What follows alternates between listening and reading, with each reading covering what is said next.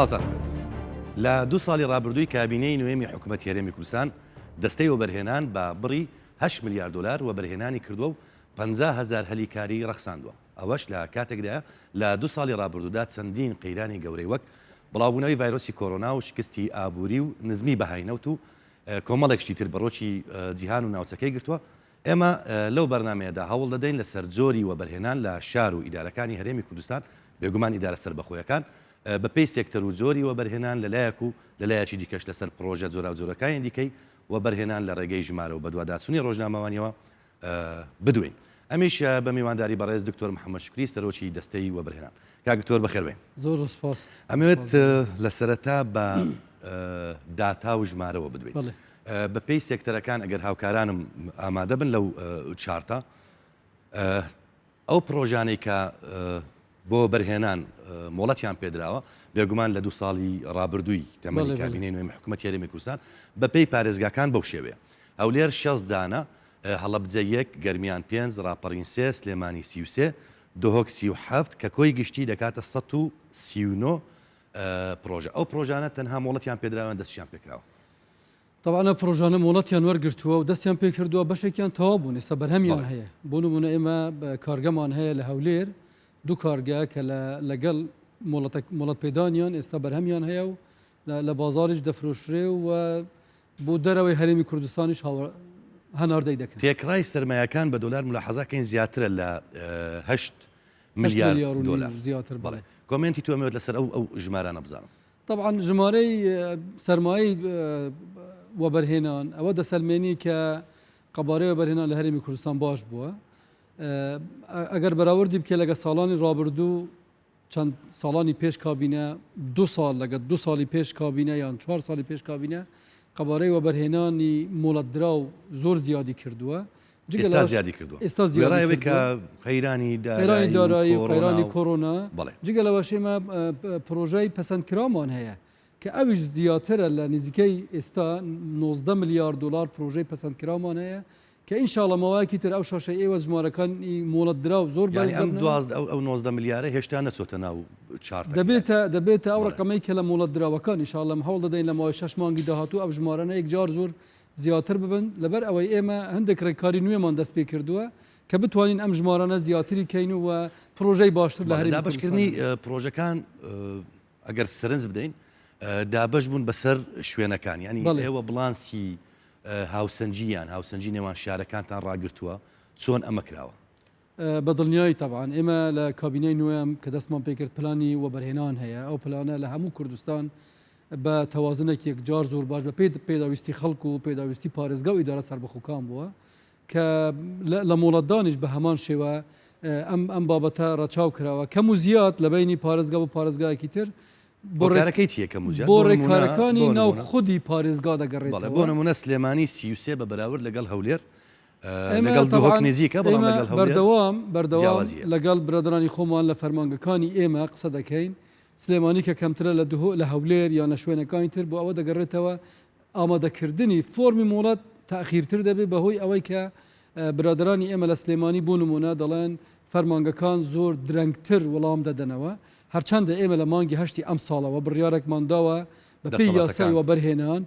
کە هیچ وەڵامێک نابی لە 30 ڕۆژ زیاتر بی بۆ هیچ پارێزگایەک لە 30 ڕۆژ زیاتری کرد ئێمە وەڵامی ئەو شوێنە بە هەندوەرناگرین مۆڵەتی وەبەرهێنان دەدەین. قانونی وەبەرهێنان ئەمەی دروست کردووە تا ئێستا وەبەرهێنان ئەمەی نەکردووە لەبەر خاتری ئەوەی مۆڵەتی وەبەرهێنان بەبێ ڕەزامەندی هەندێک لە نەدرێتن. بەڵام کاکتۆر من زۆر مەبەستمە لە سەر دابەزاننی دەسەڵاتەکان ئێوە بڕیارێکتان دەرکردووە کە دەسەڵاتی خۆتان دابەزاندۆتەوە و شۆڕتان کردوتە خوارێ ئەمەوێت لەسەرەوە قسە بکەین. بەڵام دابەزاننی ئەو دەسەڵاتانە کێروی پرۆژەکانی چەند بەرزتر کردووە پێی ئەو ئامار و داتانێکە لە ئێوە هەیە؟ جارێت تەسیراتی دەرنەکەوتووە تا ئەمڕۆ ئەمە مانگە و 4 ڕۆژە دەسەڵاتەکان دابەزێنراوە تەسیراتی دەرنەکەوتووە چونکەویش ڕێخستنی دەوێ خۆ ئامادەکردنی دەوێ فەرمانگەی مۆڵەتدان لە بەڕێبەرەتی گشتەکان و ئیدارە سەربەخۆکانی ئێمە نەما بوو ئیلغا کرابوو ئێمە جارێکی تر دروستمان کردەوە کادری نوێمان بودانەوە ئەوانەی پێشتر لەوێ بووینە گەڕاونەتەوە شوێنی خوان ئینشاڵا بۆ چەند ماوەیەکی تر کاریگەریەکانی دەردەچن بەمەرجێک ئەو ڕێنمانەی کە دەرکراون لە دوای پێدانی دەسەڵات بە باشی جێبەجێ بکرن مۆڵەتەکان بەرز پێتان وایە جێبەجێ دەکرد بە باشی بە دوواداچوونی خۆتان ینی بەپێی ئەوەی کە دەسەڵاتەکان دابەزێنراوە دوای ڕێنماییان بوو دەرچووە کوبنەوەی تایبەت کراوە لەسەر ئەم بابەتە بەپێی متابعاتی خۆمان پێم منەوەی باشتر دەبی بەڵام ئەگەر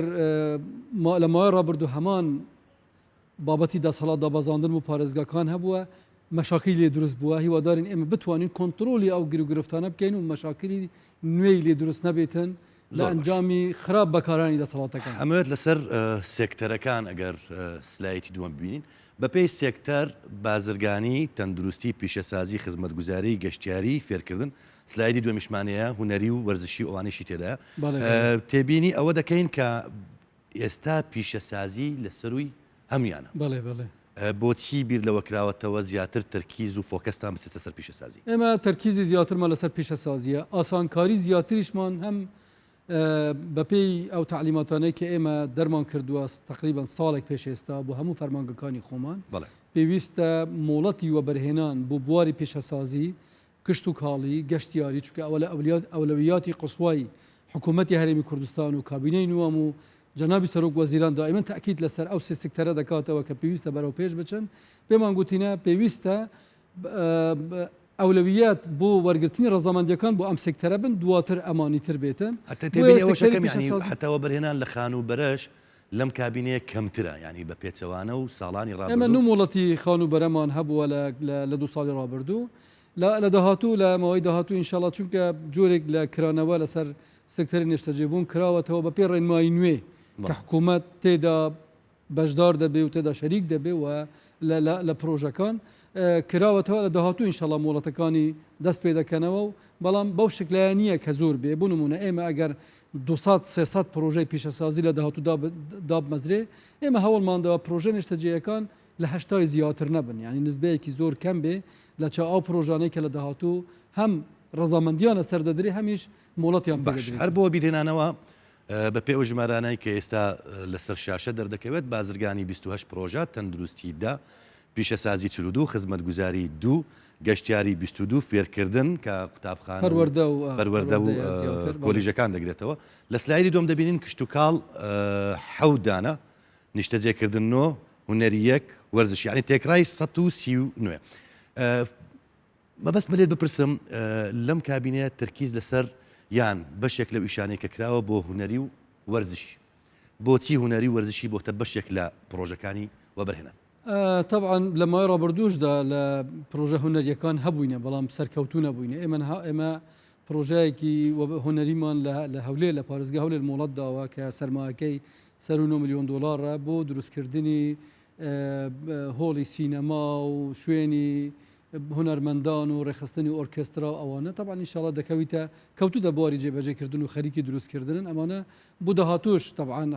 بەپێی ئەو ڕەزامەندیانەی کە وەزارەتی ڕۆشنبیری و لاوانی حکوومەتی هەرێمی کوردستان دەدا گرنگی بەو سکتەرە دەدرێ بەڵام گرنگەکەی ناڵێم ناگەتە ئەولەویەتی وەکو ئەوەی پیشەسازی و کشت و بەڵامانش پێویستن ینی زۆر پێویستن پرۆژەی وەرزشی ئێمە هەوڵماندەوە کۆمپلکسی تەواوی پرۆژەی وەرزشی کە هەموو پێکهاتەکانی تێدا بێ لە ئەلعابەکان لە ساڵەی ڕاضەکردن ئەوەی کە پێ دەڵێن جێم لەگەڵ هەموو ئەو مستەزەماتانەی کە لەگەڵینە ئێمە ئیجازەوە بەحسابی وەشتان کردووە پێی سەردەم بێت یاریەکان بەڵێ سلایدی دواتر کە دوای قسە لەسەر سکتەری کشت و کاڵ بکەم سکتەری کشت و کاڵ طبعا ئێمە 7 پرۆژەمان مۆڵەتداوە بەڵام لە پرۆژە پەسەند کراوەکان نسبەی پرۆژە کشت و کاڵەکان یەکجار بەرز بوویتەوە لەبەر ئەوەی ئێمە هەم لە ڕێبەری وەبەرهێنانی ئەم ساڵ هەم لە پلانی وەبەرهێنانی پار زیاتر تەشویقی وەبەرهێنەرانمان کردن کە لە سکتەری وەبەرهێنان ئیش بکەن طبعا بە سوپاسەوە وڵاتانی دەرەوەش سەردانی ئێمەیان کردووە لەگەڵ وەزارەتی کشت و کاڵ هەوڵ دەدەین تەنزیمێکی باشتر بۆ پرۆژەکانی بواری کشت و کاڵ لە هەرێمی کوردستان بدەین هەمیش پرۆژەی گەورەی کشت و کاڵی دروست بکرێت کە ئێستا لە قۆناغی کشت و کاڵ ینی پرۆژەی تریش لە ڕێگایە وانە پرۆژەی گەورەی کشت و کاڵی لە ڕێگادایە کە تەفرەیەکی زۆر باش لە کەرتی کشت و کاڵ لە هەرێمی کوردستان طبعا سوپاسی وەزارەتی کشت و کاڵیش دەکەن کە زۆر یارمەتی دەرن لەگەڵ ئێمە لەم بابەتە کە بتوانین لەم کارانە سەرکەوتوو بین دەست و چاوتان خۆش بیت لە دوا سلایت کە بەپێی ڕەگەزنامەی وەبەرهێنیان بیانیان خۆماڵیە ئەم ژمارە دەبینین بیانی یەک خۆماڵی 135 یعنی وا پێ دەچێت لەم 2 ساڵی کابینەی نوێمی حکوومەتی هەرێمی کوردستان زیاتر تەرکیز کرابێت لەسەر وەبەرهێنی خۆماڵی کەمتر لە و هاوبەشیش سێدانە. یەکێک لە ڕۆژنامە نووسەکان کە لە بەغدا کار دەکات لە یەک لەو پرسیارانێک کە ئاڕاستەی بەرپرسێکی وەبەرهێنانی کرد لە بەغدا کە خۆم بینیم لێی دەپرسێت بۆچی وەبەرهێنەری بیانی دەوێت بێتە عراق کە دێتە عراق کەمتر لە بەغدا دەوێت ئیشکا زیاتر دەوێت لە هەرێمی کوردستان و لە هەولێر و سلێمانی و دۆکەوانە ئیشکات. ئەمە جوابەکەی لە تۆ بزانم بۆچی وەبەرهێنەران دائیمەن بیر لەوە دەکەنەوە کە دێنە عراق بیر لەواکەن و لە هەرێمی کوردستان کارکە. طبعا سەقامگیری سیاسی سەقامگیری ئاسایش لە هەرێمی کوردستان چەند ساڵێکە الحەمدولله کە بەرقەرارە و سوپاس بۆ دەستگا ئەمنیەکانی ئێمە بۆ ئەنجومەنی ئاسایشی هەرێمی کوردستان کە ئەم سەقامگیریە ئاسایشەی لە هەرێمی کوردستان دروست کراوە. طبعا وەبەرهێنەر بە دوای ئارامی دەگەڕێ بە دوای ئەوە دەگەڕێ کە ریسک لە کاروبارەکەی کەم بێتەوە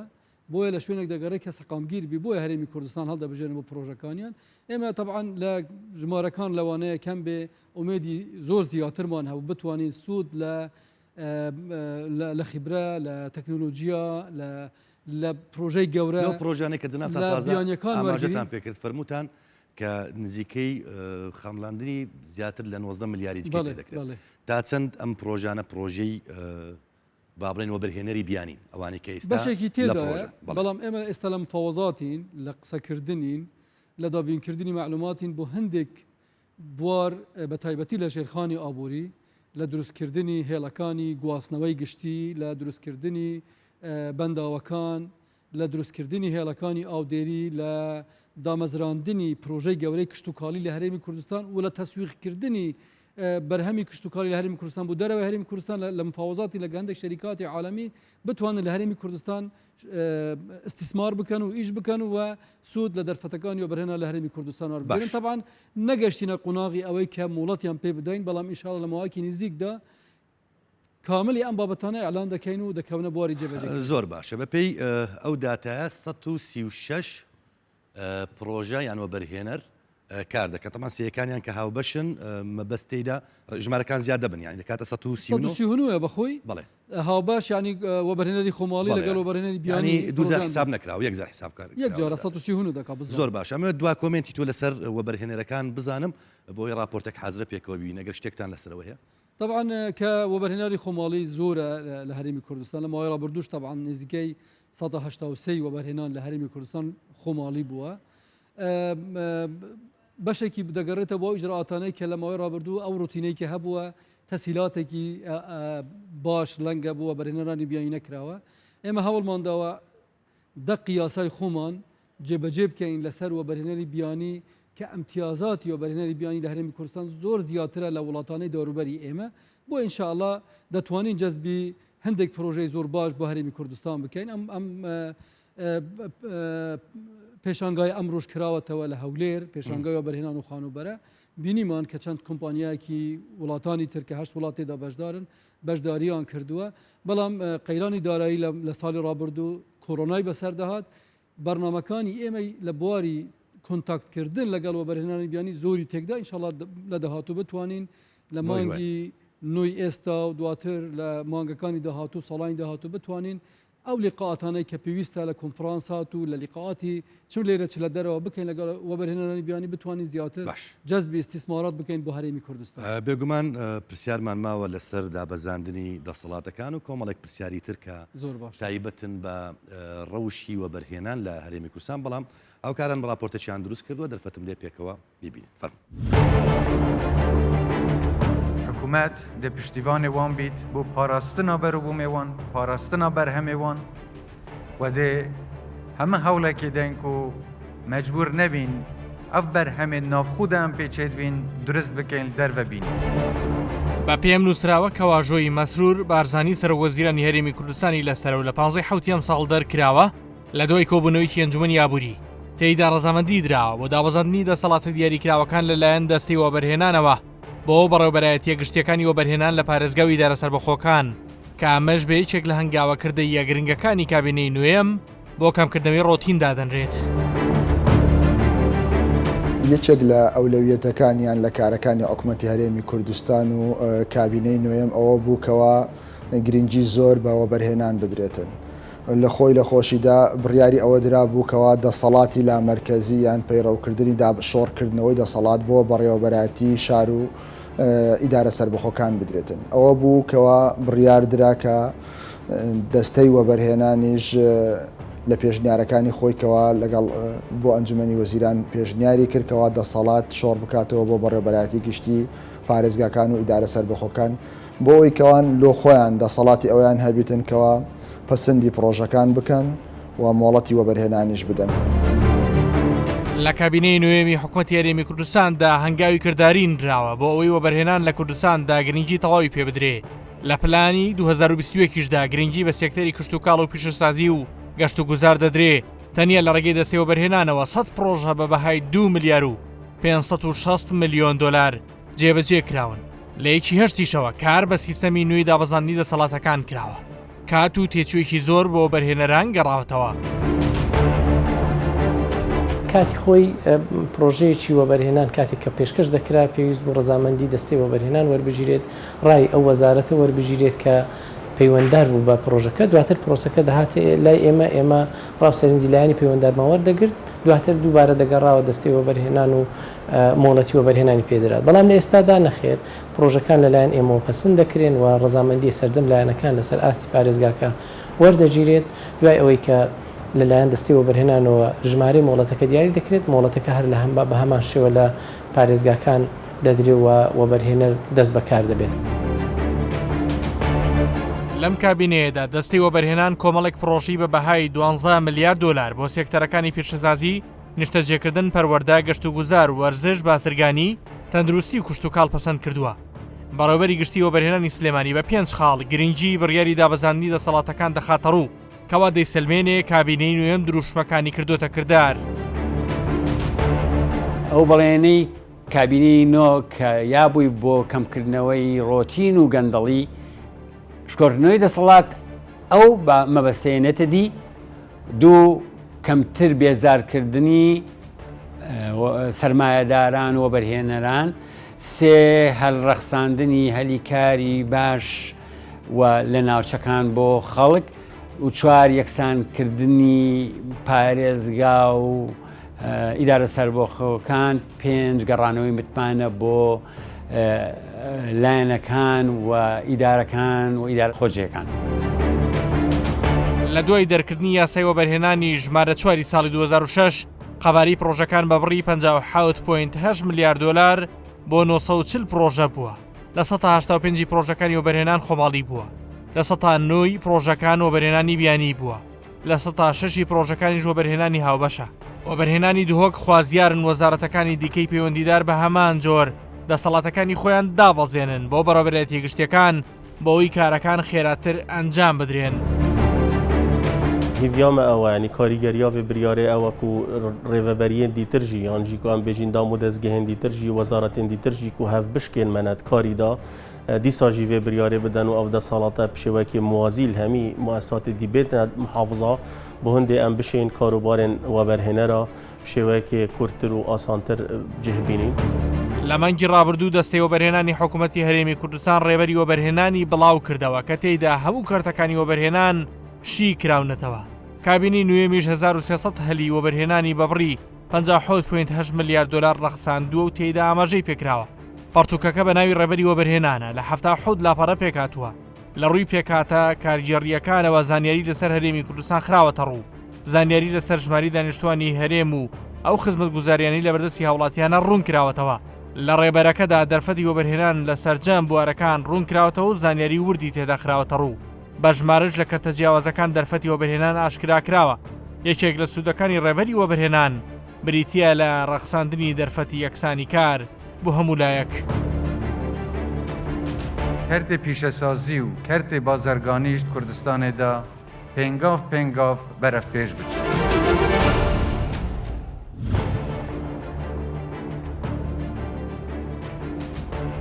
دەستخۆش بۆ هاوکارم کاروان ڕەحمان کاک دکتۆر یەک لەو ئینجازانەی کە ئێوە کردان طبعا بێگومان بۆ ئێمە ڕۆژنامەنووسان ڕێبەر زۆر گرنگە ینی ڕێبەر هۆکارێکە بۆ دەستگەیشتن بە زانیاری و معلومات یەک لە ویشانێک کە کردان دروستکردنی ڕێبەرێک بوو بە هەر سێ زمانی کوردی و عربی و ئینگلیزی بۆ ئەوەی هەر کەسێک بێت پرۆژەکان ببینیت لەوە بەرهێنان وێڕاوێکە جارێک کە دەستخۆشیتان لێ دەکەم ئەمەوێت لەسەر ڕێبەرەکە پرسیارێک بکەم ئەو ڕێبەرە بەپێی ئەو ڕێبەرە 1500 پرۆژەی نوێ و بەرهێنان لێرە ئاماژە ینی پێکرا و تێدا بیان کراوە بۆچی ڕێبەرەی لەو بابەتە گرینگە بۆچی بیرتان لە ڕێبەرەی لەو بابەتەکردەوە طبعا ئەم ڕێبەرە بریتە لە تێکڕای ئەو پرۆسەیە کە پێی دەگوترێەوە بەرهێنان لە هەرێمی کوردستان زائدەن پێداویستەکانی خۆمان لە هەموو ناوچەکانی هەرێمی کوردستان لە پرۆژەکان ئەمە قۆناغی یەکەمی دروستکردنی نەخشەوە بەرهێنانی هەرێمی کوردستانە طبعا ڕێبەری و بەرهێنانمان بۆ هەموو وەزارەت حکوومەتی هەرێمی کوردستانمان ناردووە ئەوانە کە زەویزاریان هەیە داوامان لیان کردووە کە ئیسقاتی پرۆژەکان لەسەر زەویەکان بکەن تا ئێمە بتوانین هەم دیزایانی پرۆژەکان بکەین هەم دیراساتی جەدوای ڕێکوپێک حاضر بکەین تاکو دەرفەتی وەبەرهێنانی دروستکرا و ینی ئامادەکرا و پێشکەشی بازاری وەبەرهێنان لە هەرێمی کوردستان بکەین ئەم ڕێبەرە بەس بۆ ئەوەی یانیش مەبەستمەوێ بۆ بیر لەوە نەکراوەتەوە ئەو ڕێبەر لە شێوەی کتێبە چاپ بکەن و پەپلیشی ینی خەڵکی تریش ببینێت ینی مەرز نیە کەسێک بەس حەزی لێ بێتەوە بەرهێنان ببینێت ئەم کتابە ئەم ڕێبەرە 6000 نسخەی طبعا لێ چاپ کراوە طبعکی جوانی کراوە ملەوەنە بۆ هەموو پرۆژەکان ئەوەی وەبەرهێنەرە دەتوانێت استفادەی لێ بکات طبعا دابەشی سەر حکوومەت و سەرفەرمانگەی پەیوەندەکانی دەرەوە و میدیاکان و میدیا هەموو کراوە بۆ ئەوەی ئێمە بتوانین سوود لەو ڕێبەرەوە بگرین بۆ جەزبکردنی خەڵک بۆ ئەوەی پرۆژە لە هەرێمی کوردستان جێبەجێ بکاتن طبعا مقاوماتی استثمار لە هەرێمی کوردستان لە ناو ڕێبەرەکە دەستنیشان کراون یاسایەکان و یاسای و ئەو حوافزانەی کە ئێمە لە یاسایەوە بەرهێنان دەدەین جگە لەوەش ڕێزبەندی پرۆژە گرنگەکانمان لە ناو ڕێبەرەکە دانەوە تاکو وەبەرهێنەر بێت کە مناقشەی لەگەڵ دەکەین دەڵێن ئەمە ڕێزبەندی ئێمەیە بۆ گرنگی پرۆژەکانی ئێمە طبعا لە پیشەسازی قرس دەست پێ دەکا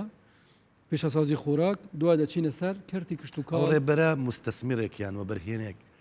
تێر دەکات لە معلومە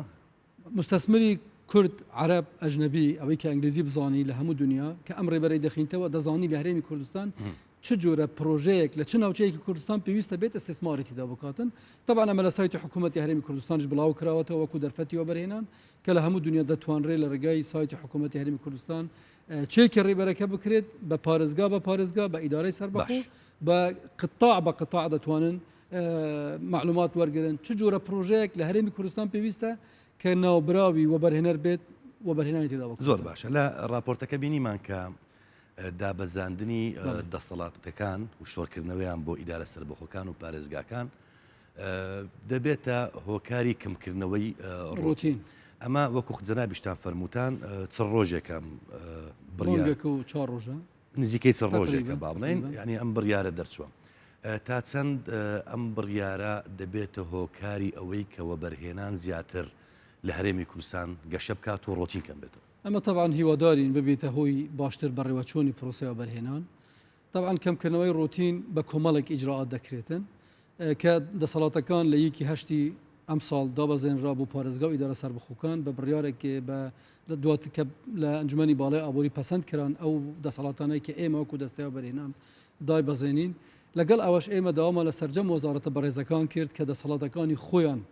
دابەزێنن بە خۆشحالیەوە هەموو وەزارەتەکان دەسەڵاتەکانیان دابەزاندووە بوو بە ڕوبەرەتێکی شتەکانیان ئەو فەرمانگانەی کە ئەوان هەیتیان لە پارێزگان لە ئیدارەی سەربەخۆ دوایین جار وەزارەتی بازرگانی بە سوپاسەوە دەسەڵاتەکانیان دابەزاند بە دابەزاندنی دەسەڵاتەکان و بەڕێوەچۆنی کاروبارەکان لە ناو سنووری پارێزگا یان ئیدارەی سەربەخۆ بە دڵنیایی ڕوتین تا ڕێژەیەکێک جار زۆر لە پرۆسەوە بەرهێنان کەم دەبێت زۆر باشە منەمەوێت دو پرسیار لەسەر بێگومان پرسیارەکانم زۆرن ڕەنگە هەمووی فریانەکەوین بەڵام دو پرسیار لەسەر ڕوئیای کابینەی نوێمی حکوومەتی هەرێمی کوردستان و ویژن و دنیا بینینیان بەرامبەر بۆ بەرهێنان بکەین یعنی جەنابتان باسی هاوسەنجیتان کرد لە بڵاوکردنەوەی یان لە وەبەرهێنانکردن لە شوێنەکان لە قەزا و ناحیە و محافەزەکان بەڵام جگەلەوە ویژن و ڕوئیای حکوومەتم پێ بڵێ بۆ ئەو شوێنانێک کە هیچ تێدا نەکراوە ئێستا بەنیازی چین و ڕوئیاکان ڕوئیای حکوومەتی هەرێمی کوردستان لە ڕوئیای جەنابی سەرۆک وەزیران دروست بووە کە پێی وایە و ئەمری بە ئێمە کردووە و بەرهێنانە چەند لایەنێکی پەیوەنددارە هەمانگی بکرێ بۆ ئەوەی هەم تەسمیم هەم دیراساتی جدووە و هەم دەرفەتی وەبرێنە لە هەندێک شوێن دروست بکرێت کە ژیانی تێدا نییە ئەبەت وە گونجاون کە بکرێنە شوێنێکی مۆدرن سمارت سەتی لێ دروست بکرێ نمونەی منطقەی دهۆک شوێنی زۆر گونجاو هەیە بۆ ئەمە لە هەولێر هەیە لە سلێمانی هەیە لە گەرمیان هەیە لە هەڵەبجە و لە ڕاپەڕین هەیە کە دەکرێت هەندێک ناوچەی نوێ دروست بکرێ خەریکی ئەم پرۆسەیە لە مدەیەکی زۆر نزیک ئەمە ئەعلان دەکرێ و ئینشاءالله دەبێتە هۆی ئەوەی کە شاری نوێ بە نمونەی زۆر باشتر و مۆدرێنتر لە هەرێمی کوردستان دروست دەکرێت لە ڕێگەی دەرفەتەکانی وەبەرهێنانەوە. بەڕێز دکتۆر محەممەد شکری سەرۆکی دەستەی وەبەرهێنان زۆر بەخێربێ زۆر سپاس کاتمانگرتی. سپاس بۆ ئێوەش کە بینەرمان بوون تا دیدار کوردستان.